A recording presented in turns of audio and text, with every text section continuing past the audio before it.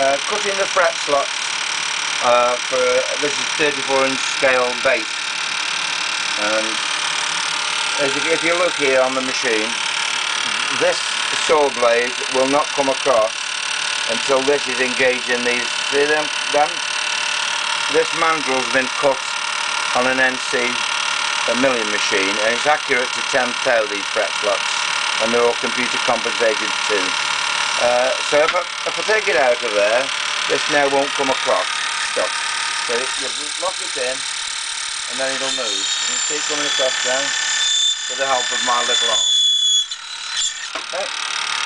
So and on we go. Just one at a time. Locks right in, and then it'll come across. So it'll only come across. Take it out, move along, lock down, and then gently pull across, and it's put in a perfect slot. Obviously I've got different saw blades, different widths of saw blades for different woods, and for different fret wire. And this is a 5-string base, and it's actually a lovely piece of bird's eye maple I'm using. I made all different jigs for all different necks. I can do straight through necks, I can do actually glued necks, any kind of necks on this machine. This is just doing the fingerboard though this time.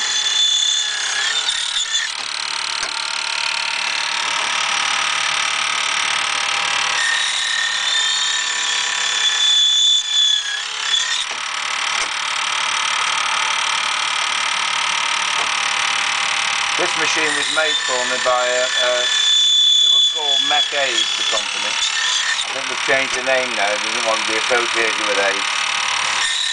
Who can blame them? Company director Stuart Dixon is a complete genius. He makes all sorts of machinery, and he's made quite a few for me. Get a bit quick then.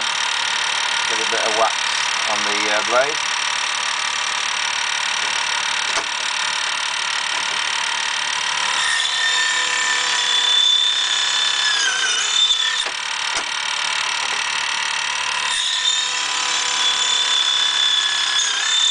Completely takes any guesswork out or inaccuracies of cutting by hand.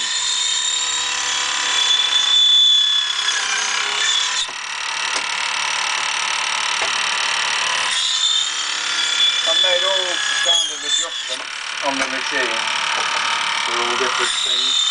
I can put the blade, I can put the fingerboard in at all sorts of angles.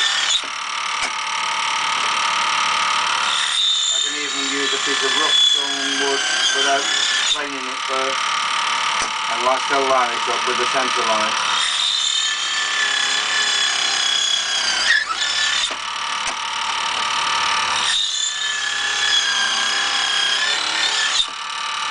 And rest. There we go. Lovely.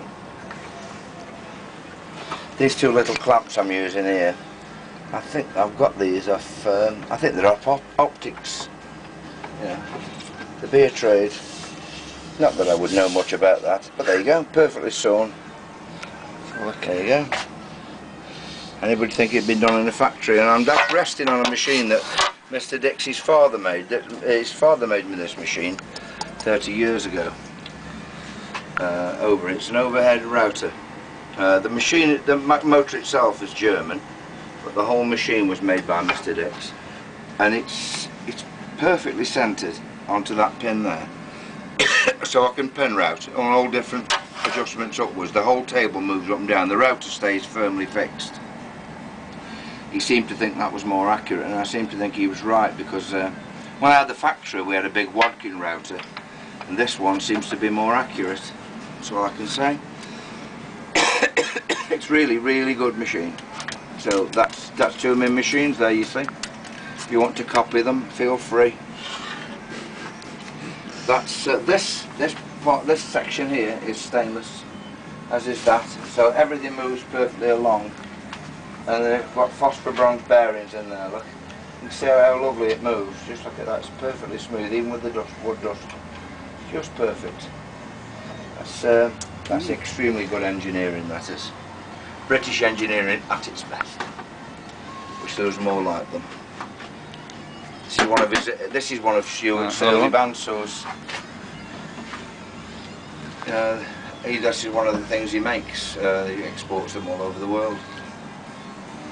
Really good machine. This. It's got 4 wheels and it still stays perfectly accurate. I use it just for cutting metals. It's got a metal blade in it. Really good. Takes up a lot of space, but it's great.